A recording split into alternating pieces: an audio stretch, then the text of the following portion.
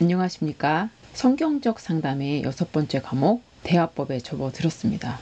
제가 이 대화법을 준비하면서 저 자신의 또 생각과 말을 많이 돌아보게 되었습니다. 이 그림에 보시면 이렇게 예수님이 계시죠.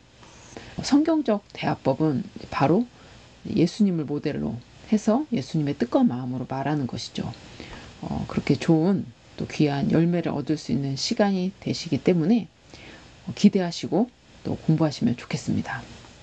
목차를 먼저 살펴보고 하나하나 좀 설명드리도록 할게요. 먼저 목차는 4가지로 나뉘게 되는데요. 첫 번째는 문제인식입니다. 그 다음에는 문제를 인식을 하고, 즉 우리 말에 문제가 있구나라는 것을 인식을 하고, 그 다음에는 왜 이런 문제가 생길까 하고 원인을 이해하는 것이죠. 그 다음은 원인을 이해했다면 내가 이런 부분을 바꿔야 되겠구나 하고 방법을 적용하는 것입니다. 그런 다음에 우리 말이 이제 변화가 되고, 또 여기 보면 다른 사람의 말까지도 이제 변화시킬 수 있는 그런 사명자로 서게 되는 것이죠. 하나하나 말씀드리도록 하겠습니다. 먼저 우리 말의 문제를 인식하기라고 되어 있어요. 저희가 부부관계에서도 또 부모관계, 또 직장에서든 교회에서든 참 이 말로 인해서 갈등이 많이 생기는 것을 보게 됩니다. 그런 부분을 생각할 때 우리 말에 참 문제가 있구나라고 우리가 깨달아야 하는 것이죠. 또 특별히 그것이 자신의 문제를 많이 돌아봐야 됩니다. 나는 말을 잘해. 문제가 없어. 저 사람이 문제야. 저 사람의 말 때문에 갈등이 생기는 거고, 저 사람이 대화를 잘 못해서 이렇게 되는 거야 라면 이제 그것이 바로 문제가 있게 되는 것이죠. 즉 문제를 인식하지 못하고 있는 것이기 때문에 내 말에 문제가 있구나, 이런 부분을 생각해야 하는 것입니다. 그래서 첫 번째 1번, 모든 갈등의 시작에는 말에 문제가 있다라는 것을 아는 것이죠. 그럼 왜 이 말에 문제가 생기느냐 할 때, 하나님께서는 명확한 교훈과 계획을 가지고 계세요. 인간을 창조하셨고 또 언어를 창조하신 분이 하나님이시기 때문에 어떻게 또 어떤 방법으로 말을 해야 하는지를 우리에게 또 성경을 통해 알려주셨는데, 그 뜻대로 말을 하지 않고 있기 때문에 이런 갈등과 다툼이 생기는 것이죠. 또 그것은 우리 마음 가운데 누구를 섬기는가의 문제죠. 결론적으로 말하자면 우리는 자신을 섬기죠. 내가 원하는 대로 또 내 뜻대로 말을 하기 때문에 이렇게 충돌이 일어나는 것입니다.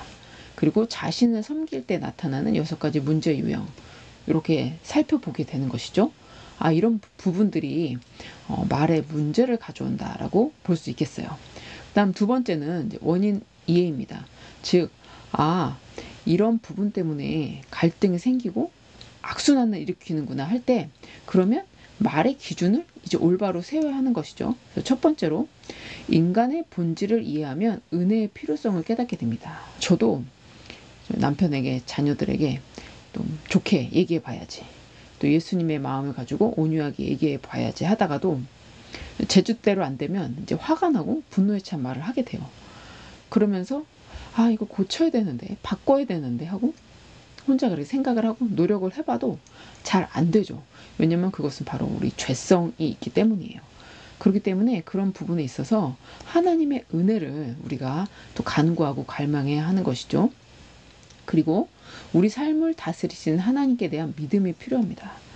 우리가 하나님을 믿고 하나님이 내 삶을, 또 내 남편을, 내 자녀를, 모든 관계를 다스리신다 할 때 믿음을 가지고 나아갈 수 있는데, 그 믿음이 없다 보니까 제 뜻대로 자녀를 좌지우지 하려고 하고 남편을 좌지우지 하려고 하다 보니까 문제가 발생하는 것을 보게 됐어요. 그 다음에 우리 마음속엔 제가 제 뜻대로 되지 않아서 이런 갈등을 지금 일으킨다고 말씀을 드렸는데요. 그것이 바로 6가지가 있습니다. 이런 욕구에 관해서 이제 공부를 해보는 거고, 이 욕구를 버려야 되는 것이죠. 이 욕구를 버리고 하나님의 뜻에 대한 소망을 가지고 얘기를 할 때 말의 기준이 올바로 세워진다라고 할 수 있겠어요. 이 부분을 한번 보도록 하겠습니다.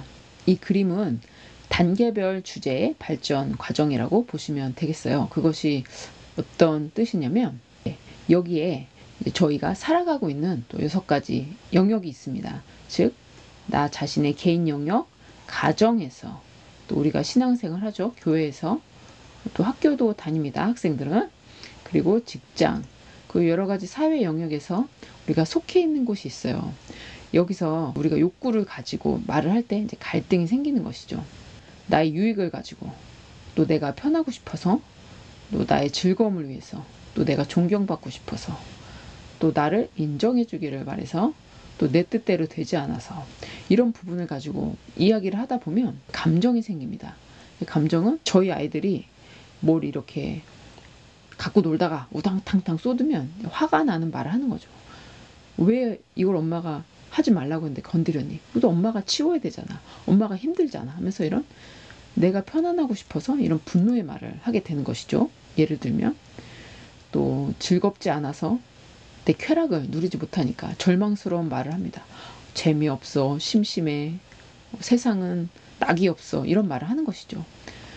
이런 두려움의 말, 죄책감의 말, 나는 죽어야 돼, 나는 쓸모없는 사람이야, 이런 말들, 또 수치심을 일으키고 또 미움을 일으키는 말들을 하게 되는 것이죠. 그 부분이 말에 대해서 이제 문제를 인식해야 되는 것이죠. 아, 내가 이런 가정에서, 또 개인에서, 또 교회에서, 학교에서, 직장에서, 사회에서 갈등을 일으키고 있구나. 그것은 왜 그럴까? 이것이 이제 원인 이해가 되는 것이죠.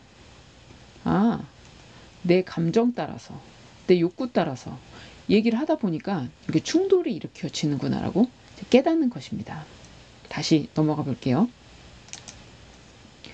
그렇기 때문에 여기까지 설명을 드렸고, 그 다음 넘어가서 우리가 방법을 이제 적용해야 되는 것이죠.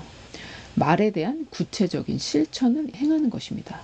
즉, 하나님이 원하시는 그 기준을, 그 계획을 가지고 우리가 내가 말을 해야 되겠구나. 그리고 정말로 실천을 해야지 열매가 생기는 것이죠. 그렇기 때문에 이 말에 대해서 어떤 방법을 적용해야 되느냐? 우리에게 주신 하나님의 사명을 인식해야 돼요.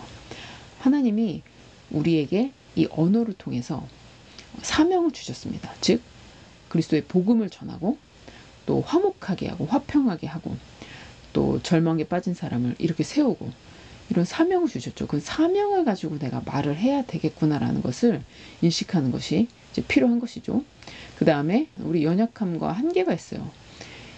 제가 저 자신을 이길 수 없는 것이죠. 그래서 사도 바울도 그렇게 고백했죠. 로마서에서 오라, 나는 공고한 사람이라. 이 사망의 몸에서 누가 나를 건져내랴. 내게 선을 행하고 싶은 마음은 있지만 되지 않는다. 이 악을 행하려는 이 육체의 욕구가 있다라고 얘기를 했어요. 이런 부분들을 하나님께 고백을 해야 되는 것이죠. 그 다음에는 죄를 깨달음에 대한 두려움을 이겨내야 됩니다. 이 두려움을, 내가 할 수 있을까? 나는 너무 약한데, 여태까지 변하지 않았는데 할 수 있을까? 이것을 하나님 의지하면서 이겨내야 되는 것이죠. 두려움을 이겨낸 대표적인 인물 중에 보면 여호수아와 갈렙이 있어요. 그 12명이 정탐을 하고 와서 10명이 이제 원망을 막 퍼부었죠. 그것이 바로 자기 기준에서의 말이었어요. 그럴 때 여호수아 갈렙은 모든 이스라엘 백성들이 원망하고 있는 상황에서 자기들이 정말 어떻게 보면 생존의 위협까지 느낄 수 있는, 생명의 위협까지 느낄 수 있는 상황에서 아닙니다. 갈 수 있습니다. 하나님이 도우시면 능히 우리는 가나안 땅을 취할 수 있습니다. 라고 얘기를 했죠. 그렇기 때문에 그 말의 열매를 또 먹었던 것입니다. 이렇게 두려움을 이겨내야 하는 것이죠. 우리도. 그리고 여호수아 갈렙처럼 사명의 목표를 이뤄야 된다. 이것이 이제 방법 적용을 관한 얘기가 되겠어요. 네, 오늘은 시간이 다 돼서 이렇게 방법 적용까지만 살펴보도록 하겠습니다. 다음 시간에 이어서 공부해 보도록 할게요. 감사합니다.